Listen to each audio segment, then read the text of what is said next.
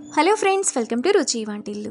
ఈ రోజు మనం ఆలూ ఫ్రై చాలా టేస్టీగా ఎలా తయారు చేసుకోవాలో చూద్దాము. ఈ ఆలూ కూరను మనం 10 నిమిషాల్లో చాలా సింపుల్ గా ప్రిపేర్ చేసుకోవచ్చు. అన్నంలోకి కలుపుకొని తినడానికి బాగుంటుంది, ఇంకా చపాతీలో కూడా బాగుంటుంది. చేసుకోవటం కూడా చాలా ఈజీ. సో లేట్ చేయకుండా వీడియోలోకి వెళ్ళిపోదాం.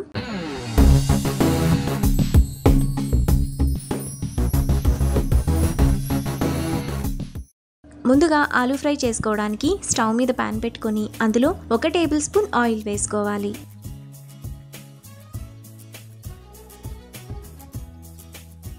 ఆయిల్ వేడైన తర్వాత 1 టేబుల్ స్పూన్ తాలింపు గింజలు వేసుకొని ఫ్రై చేసుకోవాలి.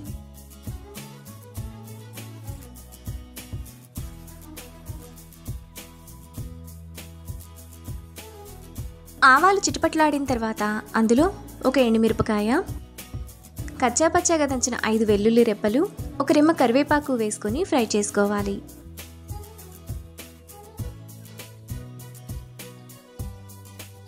తాలింపంతా వేగిన తర్వాత సన్నగా తరిగిన 1 ఉల్లిపాయ, 1 పచ్చిమిరపకాయ వేసుకొని ఫ్రై చేసుకోవాలి. ఉల్లిపాయలను మీడియం ఫ్లేమ్లో బాగా ఫ్రై చేసుకోవాలి.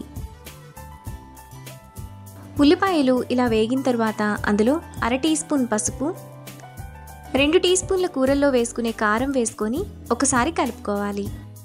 ఈ బంగాళదుంప కూరలో వేసుకునే కారం అయితే టేస్ట్ బాగుంటుంది.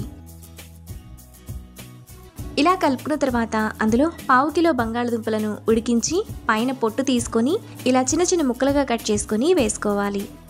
ఇప్పుడు టేస్ట్కి తగినంత ఉప్పు వేసుకొని 2-3 నిమిషాల పాటు ఆలూను ఇలా మ్యాష్ చేసుకుంటూ కలుపుకోవాలి.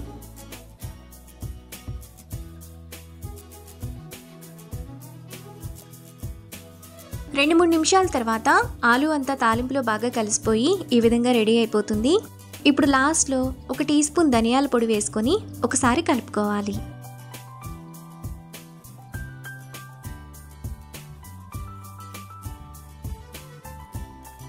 మనకు చాలా టేస్టీగా బంగాళదుంప ఫ్రై రెడీ అయిపోయింది. ఇప్పుడు ఈ ఫ్రైని బౌల్లోకి తీసుకొని రైస్ ఇంకా చపాతీతో సర్వ్ చేసుకుంటే ఎంతో టేస్టీగా సింపుల్ గా చేసుకునే ఆలూ ఫ్రై రెడీ. ఈ రెసిపీని మీరు కూడా ట్రై చేసి మీకు టేస్ట్ ఎలా కుదిరిందో నాకు కామెంట్స్ లో షేర్ చేయండి.